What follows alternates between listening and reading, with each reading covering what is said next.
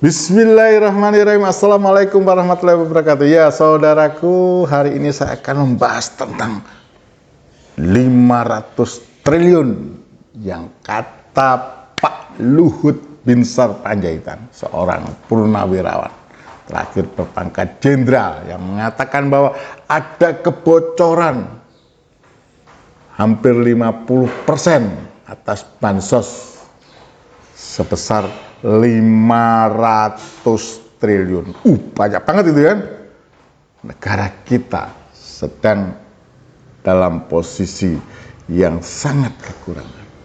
Pertanyaan saya saudaraku, dan ini juga jawaban saya kepada jenengan-jenengan yang bertanya, Pak, ini bagaimana sampai 500 triliun ini sebagian diembat atau hilang, kata Pak Luhut. Percaya nggak Pak Cecep? Percaya nggak Gus Yassin? Pertanyaan itu banyak loh. Jawaban saya adalah, saya kembalikan pertanyaan jenengan, dan ini juga merupakan jawaban yang mengandung pertanyaannya. Pak Luhut Binsar Panjaitan adalah seorang jenderal, aparatur negara, aparat negara, petinggi negara, yang memiliki salah satu yang memiliki kebijakan saat itu. Pertanyaannya, tidak mungkin Pak Luhut itu tidak punya data. Dan kalaulah Pak Luhut itu punya data,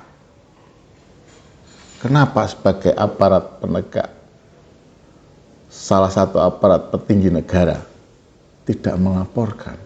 Karena di pasal 108 Kitab Undang-Undang Hukum Pidana,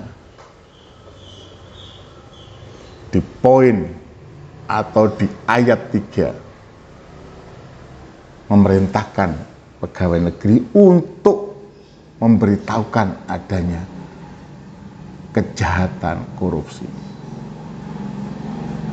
Kenapa Pak Luhut tidak melaporkan? Kenapa Jenderal Luhut Binsar Panjaitan, yang katanya berjiwa patriotisme, setiap kali beliau mengatakan bahwa ini untuk Indonesia, tidak melaporkan? Ini pertanyaan saya dan jawaban saya untuk jenengan-jenengan yang bertanya kepada saya.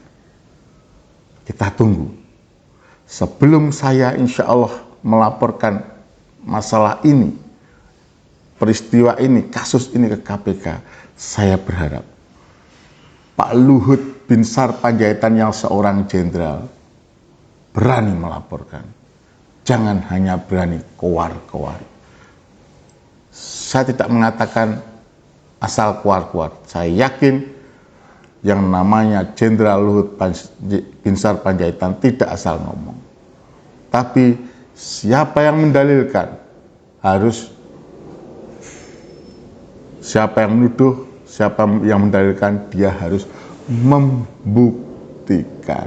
Oke Pak Luhut Binsar Panjaitan, saya tunggu jenengan untuk membuktikan omongan jenengan. Jangan hanya ingin membuat kegaduhan untuk mengalihkan isu yang saat ini berhubungan dengan kedaulatan, berhubungan dengan tindak pidana yang dilakukan oleh terduga Aguan dan kawan-kawan. Saya menduga ini Pak Luhut, kalau jenengan dalam posisi ramai seperti ini melemparkan itu, jenengan patut saya duga kalau tidak berani melaporkan, jenengan hanya omong-omong atau sekedar mengalihkan. Itu yang bisa saya sampaikan. Oke saudaraku, jawaban saya itu. Dari Cecep Muhammad Yassin, Wong Kediri menyampaikan.